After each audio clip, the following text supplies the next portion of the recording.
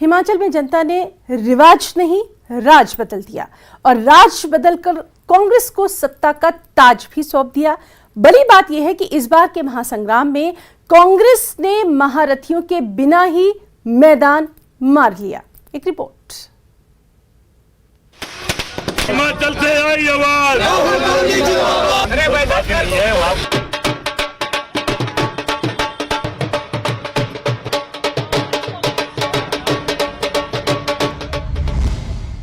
हिमाचल की जनता हर 5 साल में सत्ता बदल ही देती है।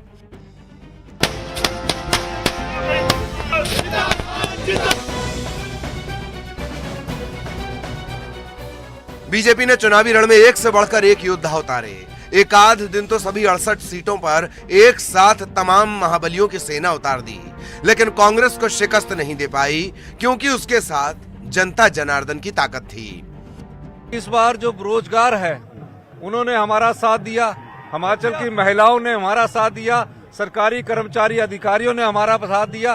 प्रियंका गांधी जी सोलन में ओपीएस के सरकारी कर्मचारी और अधिकारियों के पास मिलने गई और कहा कि मैं आप लोगों की हम कांग्रेस की सरकार अगर आती है तो हम आपको। कांग्रेस 68 में से 40 सीटें जीत गई, वो भी बिना सूबे में कांग्रेस के पर्याय रहे वीरभद्र सिंह के बिना। कांग्रेस के सबसे बड़े चेहरे सोनिया गांधी और राहुल गांधी के एक भी चुनाव प्रचार के बिना। इसके पहले उसे 2003 में इतनी बड़ी संख्या में सीटें हासिल हुई थीं, तब उसे 43 सीट मिली थी। हर व्यक्ति ने ये महसूस किया कि वीरभद्र सिंह जी आज भी हमारे दिलों में जिंदा हैं। उनका ऋण हम एक वोट देकर चुकाना चाहते हैं। इसमें सभी ने, चाहे वो किसी भी पार्टी से संबंधित थे, उन्होंने बढ़ चढ़ के इसमें भाग लिया और हमें ये सहयोग दिया, जिसकी वजह से हमको ये सफलता मिल पाई। माना जा रहा है कि जनता ने पहली कैबिनेट में ओपीएस और 1 लाख नौकरियों के वादे पर कांग्रेस को वोट दिया, लेकिन यह भी मानना पड़ेगा कि कांग्रेस की इस जीत में प्रियंका गांधी का चेहरा काम आया, जिन्होंने अपनी हर सभा में दादी इंदिरा गांधी की कहानी सुनाकर खुद को हिमाचल के लोगों से जोड़ने की कोशिश की। साथ ही कई धड़ों में बटे पार्टी नेताओं को भी एक सूत्र में जोड़े रखा। प्रियंका गांधी जी, इनका बहुत बड़ा वरदहस्त हमारे ऊपर रहा, इनका आशीर्वाद रहा, जिसकी वजह से हम इस सफलता हमको मिल पाई। माना जा रहा है कि कांग्रेस के लिए असली चुनौती तो अब शुरू हुई है, क्योंकि कई नेता खुद को सीएम पद का दावेदार मानते हैं। इसमें प्रदेश अध्यक्ष प्रतिभा सिंह, सुखविंदर सुक्खू, मुकेश अग्निहोत्री, धनीराम शांडिल का नाम प्रमुख है। अब वो हमारे ऑब्जर्वर्स जा रहे हैं, इंचार्ज सेक्रेटरी भी जा रहे हैं। जाने के बाद वो तय करेंगे गवर्नर को कब मिलना है, कितने बजे और कब मीटिंग बुलाना है, वो तय करेंगे। सवाल है कि क्या कांग्रेस सत्ता के साथ अपने सबसे सीनियर नेताओं की महत्वाकांक्षाओं का संतुलन बिठा पाएगी, क्योंकि कई राज्य के कई बड़े नेता और कई सरकारें इसी वजह से उसके हाथ से जा चुकी हैं। Bureau report, news 18। और जीत के बाद कांग्रेस अध्यक्ष प्रतिभा सिंह ने न्यूज़ 18 से एक्सक्लूसिव बातचीत की और कहा कि उन्हें पहले ही हिमाचल में जीत का भरोसा था। हिमाचल पर आज आपने सारा दिन हिमाचल के रिजल्ट देखे, कौन जीत रहा है, कौन किस किस कश्मकश में है, वो सारा आज न्यूज़ 18 हिमाचल ने आपको दिखाया। इस समय हमारे साथ प्रतिभा सिंह है। प्रतिभा जी, स्वागत है न्यूज़ 18 हिमाचल पर और जीत की बधाई। थैंक यू जी, थैंक यू।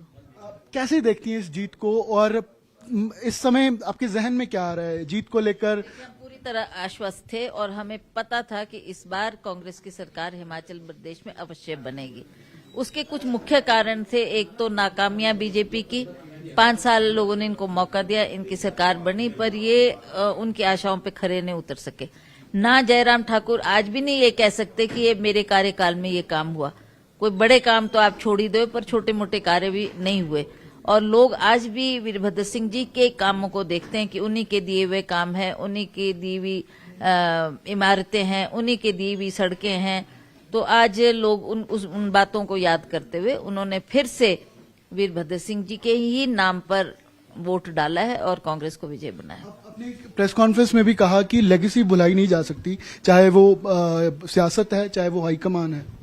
देखिए, मैं आपको स्पष्ट तौर से कहना चाहती हूँ कि हिमाचल प्रदेश में बहुत लंबे अरसे तक राजा साहब बतौर मुख्यमंत्री रहे।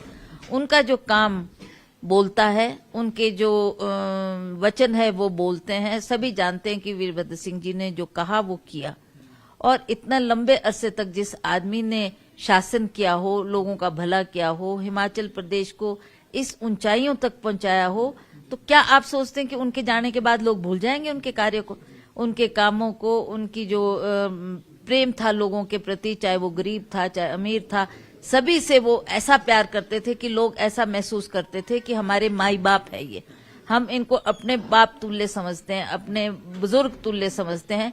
तो इतनी जल्दी उनको भुलाना और इतनी जल्दी नजरअंदाज करना ये नामुमकिन है।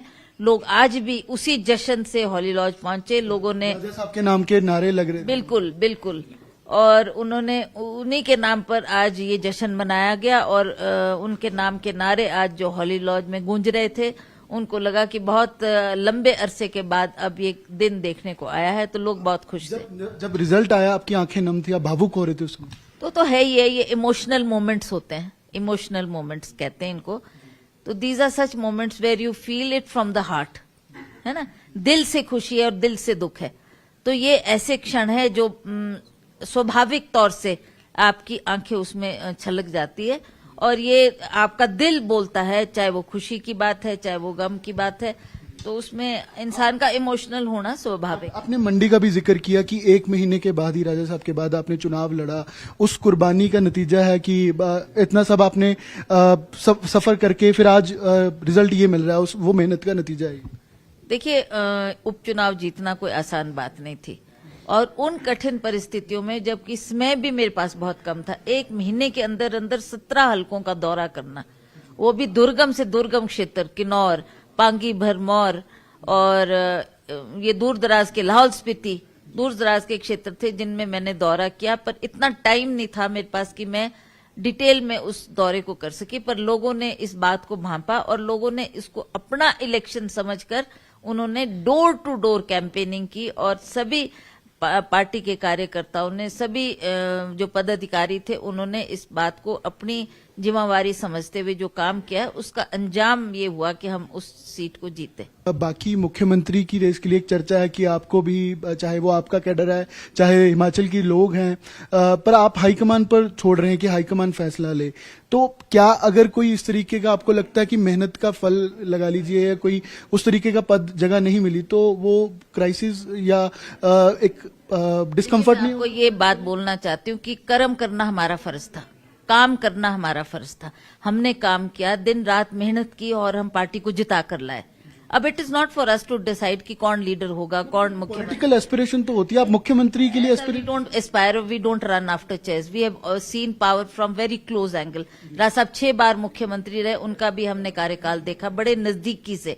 हम ऐसे लोगों में से नहीं है जो कोई कुर्सी के पीछे भागे और उसके लिए इतने पागल हो जाए कि हमको ही बिठाओ, हमको ही बिठाओ। ठीक है, we have done our best, जो हमको रिस्पॉन्सिबिलिटी दी वो काम हमने किया। सुक्खू या अग्निहोत्री या कोई ऐसा चेहरा मुख्यमंत्री के लिए चुना जाए तो आप उसके साथ सहमत होंगे? अब दैट इज, अभी तो कुछ नहीं है, इस पे कोई चर्चा नहीं हुई है, इस पे तो चर्चा होगी, बातचीत होगी। क्या हाईकमान कहेगा, क्या वो वीरभद्र सिंह की लेगेसी को भी नजरअंदाज करेंगे या अहमियत देंगे? वो तो कह रहे हैं कि हम सहयोग करेंगे, सियासी तौर पे सहयोग करके चलेंगे सरकार को। ठीक है, दैट्स गुड इनफ। ऐसा नहीं है तो message you want to give? नहीं, I don't have any message to give him, but ठीक है, once we form the government, there are BJP MLAs also, there are Congress MLAs also, everybody should get together and work for the welfare of the state. Thank you so much, ma'am. तो प्रतिभा सिंह बातचीत कर रहे थे news 18 Himachal से, और हिमाचल की जनता के लिए, उनके कार्यों के लिए प्राथमिकता कांग्रेस की है, और धन्यवाद जनता का भी किया है। कैमरामैन अमनदीप के साथ अमन भारद्वाज, न्यूज 18।